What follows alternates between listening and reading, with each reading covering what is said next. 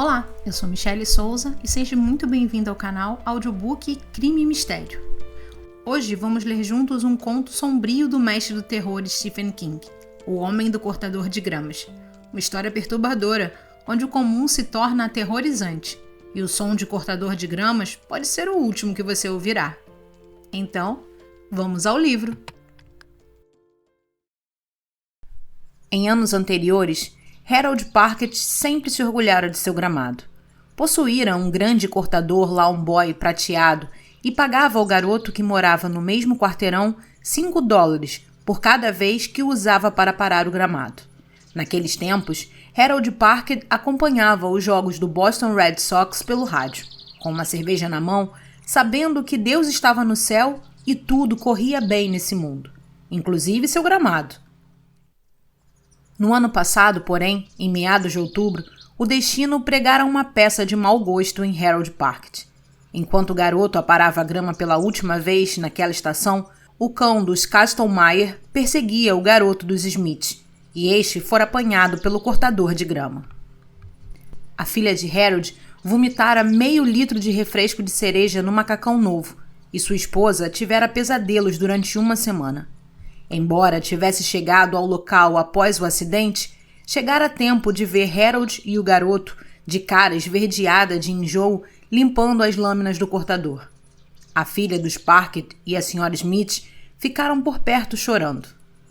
Embora Alicia fizesse um intervalo para trocar o macacão por um par de blue jeans e um daqueles revoltantes suéter apertado, ela era gamada pelo rapaz que aparava o gramado. Após uma semana de escutar a mãe choramingar e engolir em seco na cama ao lado, Harold resolvera livrar-se do cortador de grama. De todo modo, supunha que não necessitava de um cortador de grama. Até então, pagara um rapaz. Dali em diante, pagaria um rapaz com um cortador. E talvez Carla parasse de gemer durante o sono. Talvez ele até conseguisse voltar a trepar com ela. Portanto, levou o lawn boy prateado à loja Sunoco do Fio, e este começou a regatear. Harold saiu da loja com um pneu Kelly novinho em folha e o tanque do carro cheio de gasolina azul, enquanto Phil colocava o lawn boy prateado em lugar de destaque perto de uma das bombas de gasolina em frente à loja, com um letreiro, à venda, pintado à mão.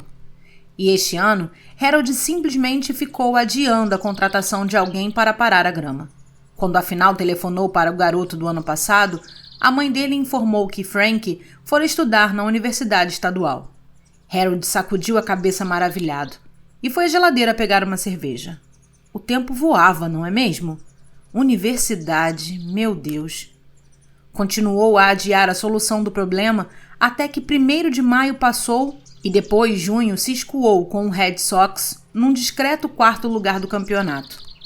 Nos fins de semana, Harold sentava-se na varanda dos fundos e observava soturnamente uma infindável procissão de rapazes que ele nunca vira antes aparecerem para dizer alô, antes de arrastarem sua viçosa filha para o cinema local.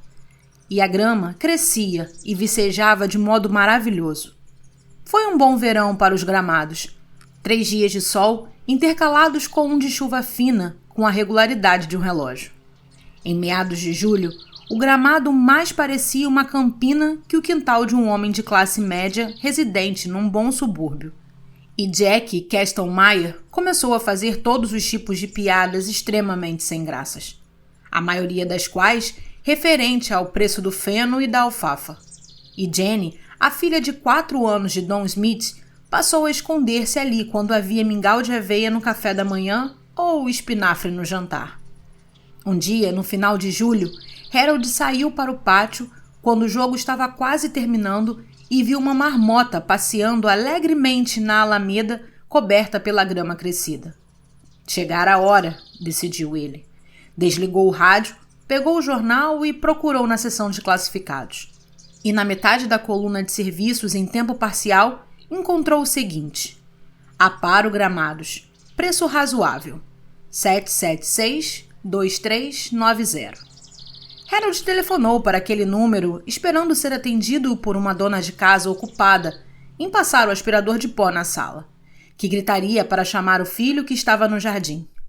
Ao contrário, foi atendido por uma voz severamente profissional que disse: "Serviço de jardinagem pastoral, em que podemos servi-lo?" Cautelosamente, Harold explicou à voz de que maneira o serviço de jardinagem pastoral poderia servi-lo. Chegar àquele ponto, então? Os aparadores de grama abriam firmas e contratavam pessoal de escritório? Perguntou a voz pelo preço, e a voz mencionou um preço realmente razoável. Harold desligou com uma insistente sensação de inquietação e voltou à varanda dos fundos. Sentou-se, ligou o rádio e observou seu viçoso gramado, fitando depois as nuvens que se movimentavam lentamente no céu de sábado. Carla e Alicia estavam na casa de sua sogra, e ele estava sozinho. Seria uma agradável surpresa para elas se o rapaz que viria parar o gramado terminassem antes que voltassem. Abriu outra cerveja e suspirou quando Dick Drago fez uma péssima jogada e perdeu o ponto. Uma leve brisa soprava na varanda fechada por uma tela. Os grilos cantavam baixinho na grama comprida. Harold grunhiu um comentário desagradável a respeito de Dick Drago e começou a cochilar. Acordou meia hora mais tarde, sobressaltado pela campainha da porta da frente. Derramou a cerveja ao levantar-se para atender. Um homem, trajando um macacão de brim sujo de grama, estava parado em frente ao alpendre mascando um palito. Era gordo, a curva da barriga empurrava o desbotado macacão de tal forma que Harold teve a impressão de que o sujeito engolira uma bola de basquetebol. "Sim?" disse Harold Parkett, ainda zonzo de sono. O homem sorriu, rolou o palito de um canto para o outro da boca, ajeitou os fundidos do macacão e depois empurrou o boné de beisebol para o alto da testa. Havia uma mancha fresca de óleo de motor na pala do boné. E ali estava o homem, cheirando a grama, terra e óleo, sorrindo para Harold Parkett. "O serviço pastoral me mandou, companheiro", disse ele em tom jovial, coçando a virilha. "Você chamou, certo?" "Certo, companheiro?" Continuou a sorrir interminavelmente. "Ah, o gramado. Você?" Harold fitava-o estupidamente. "Exato, eu." O aparador de gramas soltou uma gargalhada na cara inchada de sono de Harold. Harold afastou-se desajeitadamente e o aparador de grama avançou a passos pesados, atravessando o vestíbulo, a sala de visitas e a cozinha, chegando à varanda dos fundos. Agora, Harold reconhecera o homem e tudo estava bem. Vira o tipo antes trabalhando para o Departamento de Obras Sanitárias e nas turmas de conservação da autoestrada.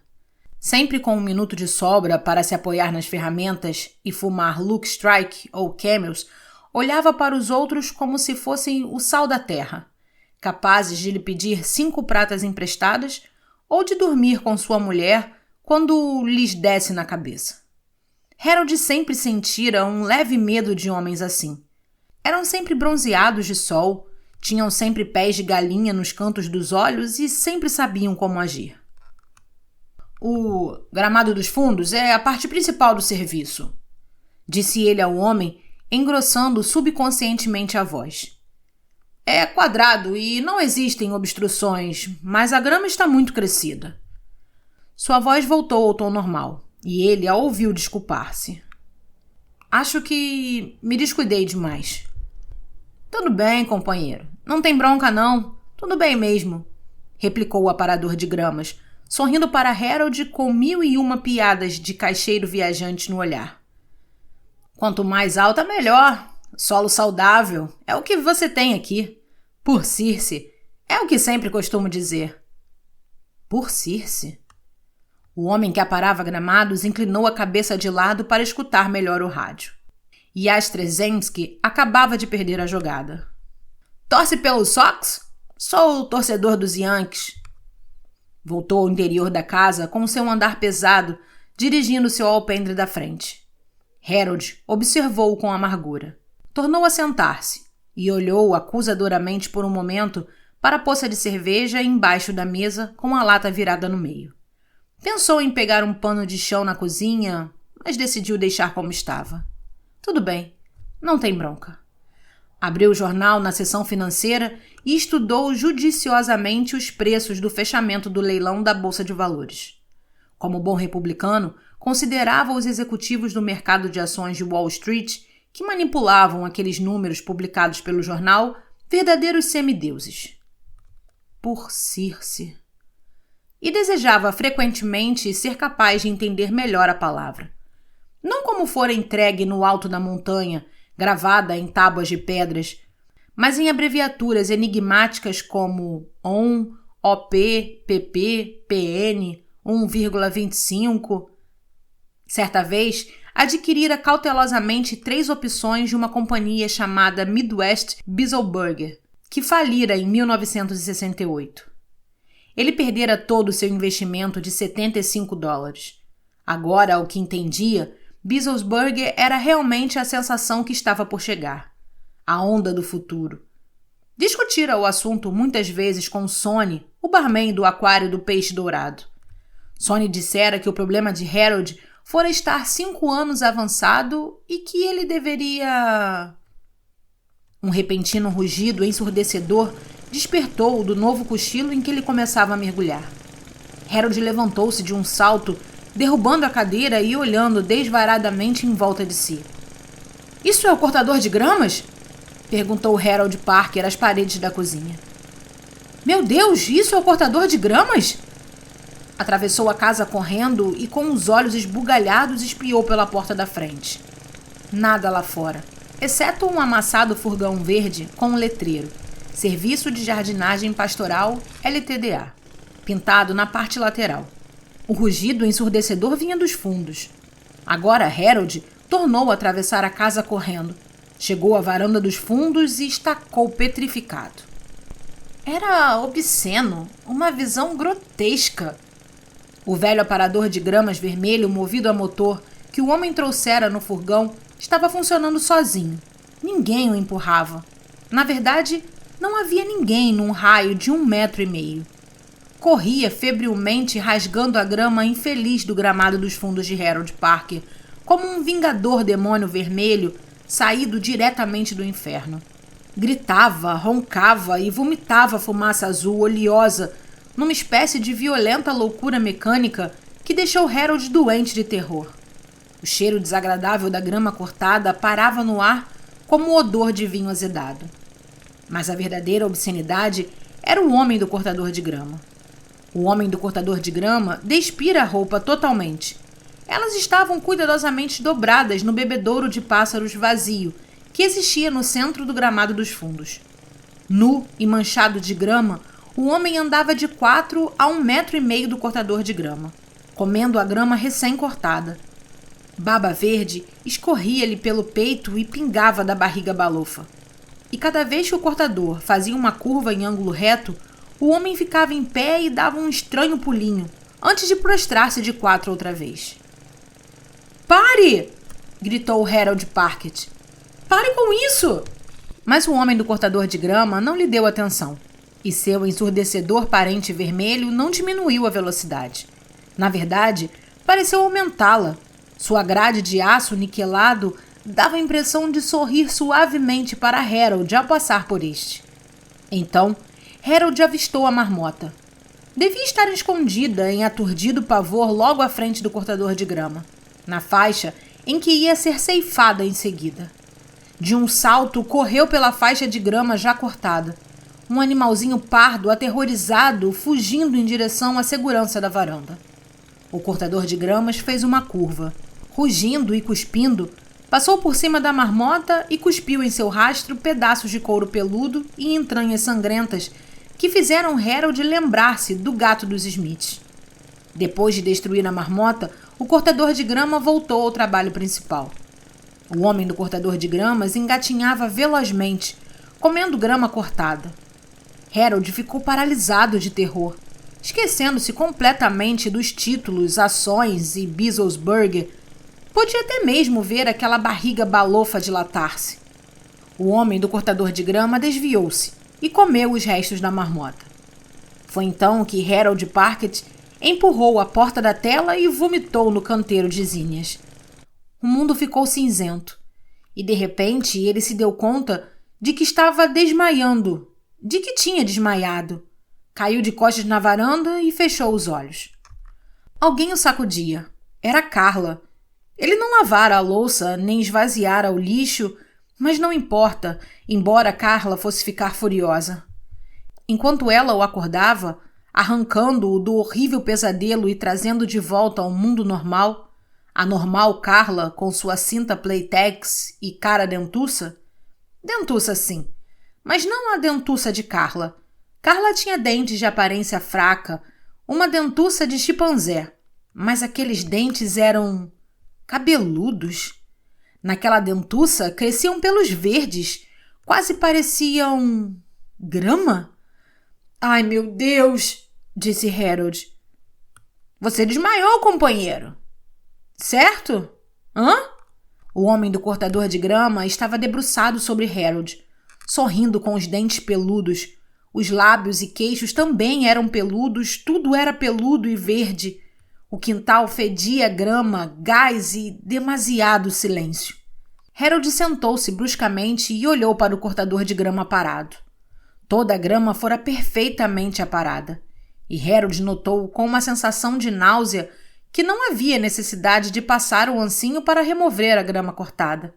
Se o homem do cortador de grama deixara escapar uma só folha de grama cortada, Harold não conseguia localizá-la. Olhou de esgrelha para o homem do cortador de gramas e fez uma careta.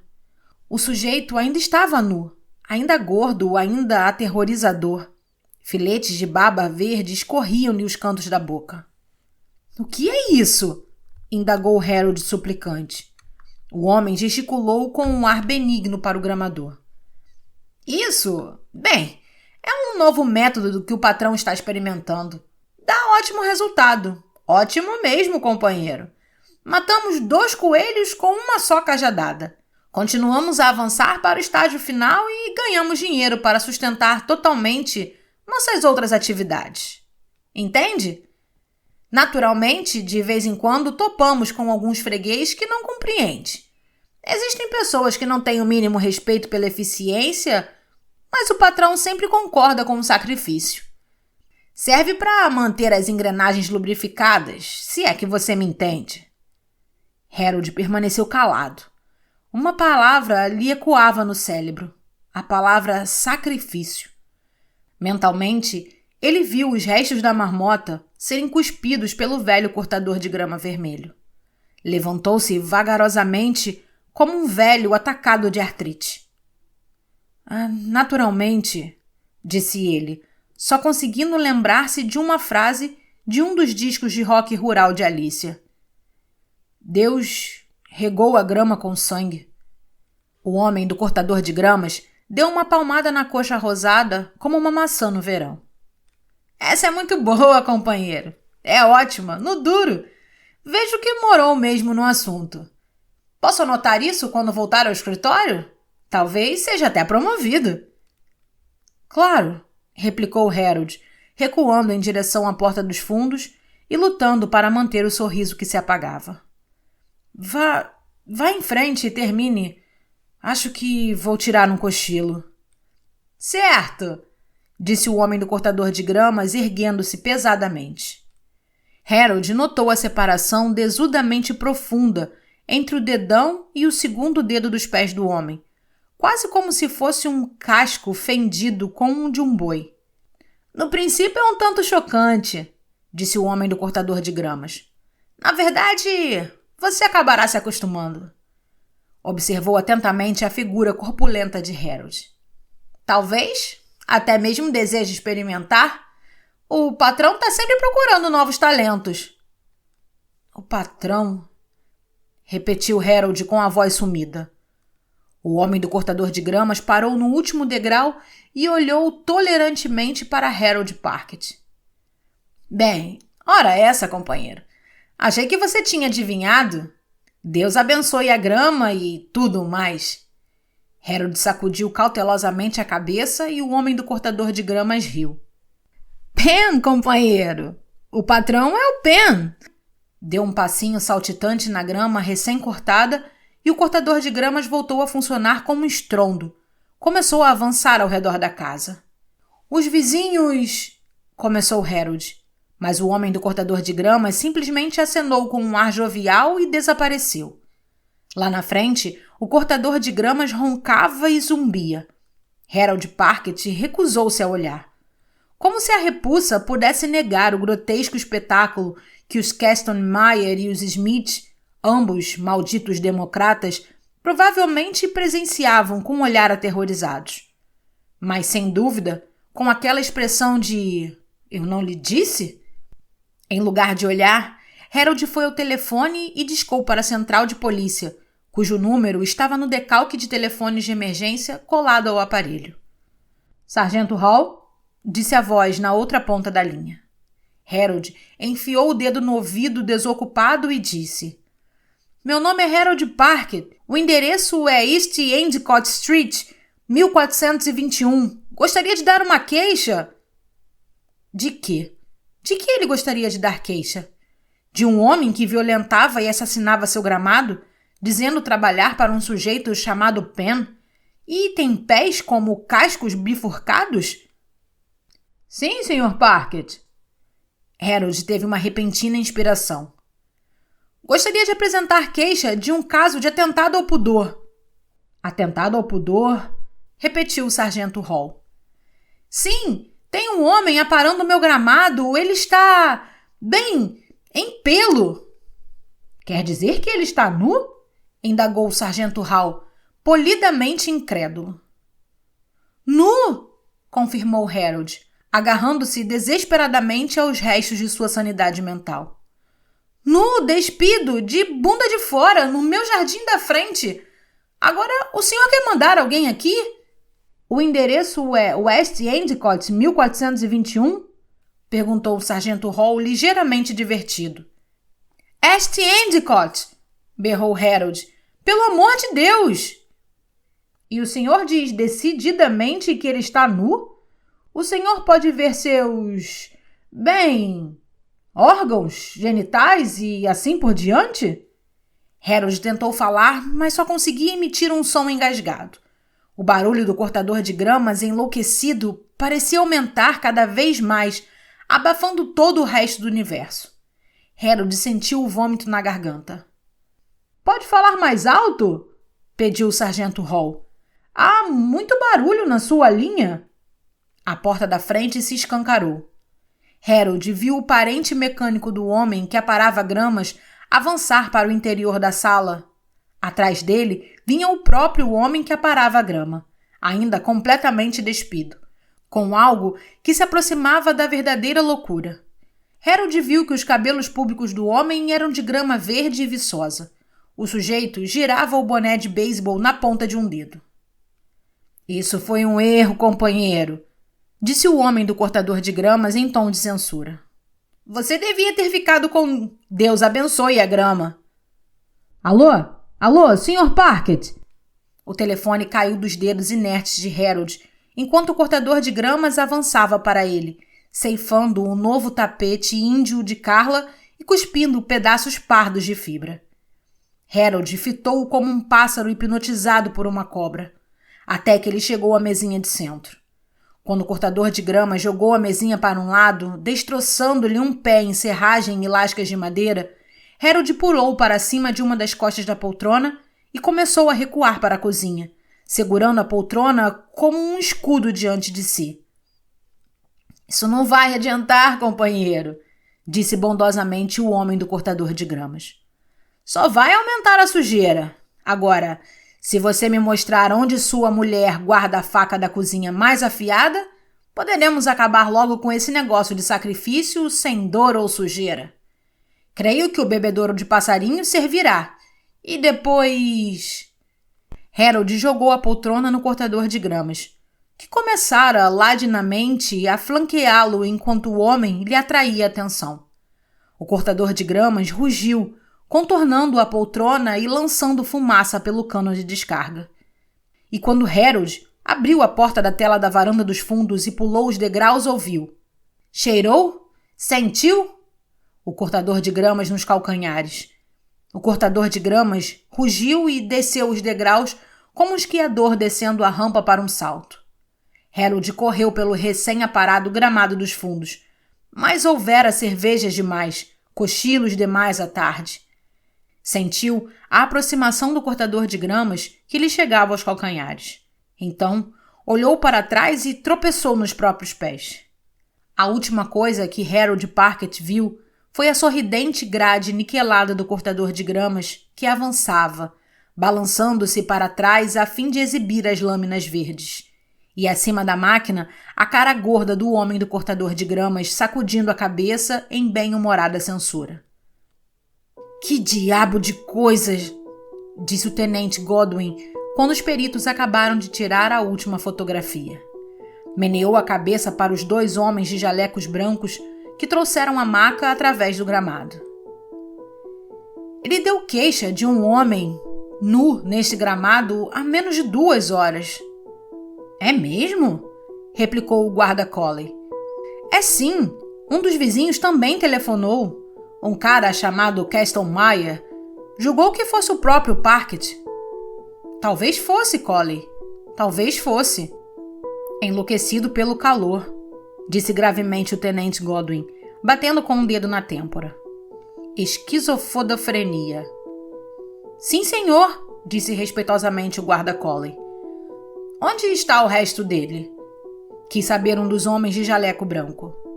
"No bebedouro de pássaros", disse Godwin, olhando sombriamente para o céu. "O senhor disse bebedouro de pássaros?" indagou o jaleco branco. "Claro que disse", confirmou o tenente Godwin. O guarda Coley olhou para o bebedouro de pássaros e, de repente, perdeu todo o bronzeado da pele. "Maníaco sexual", disse o tenente Godwin. "Deve ter sido." "Impressões?"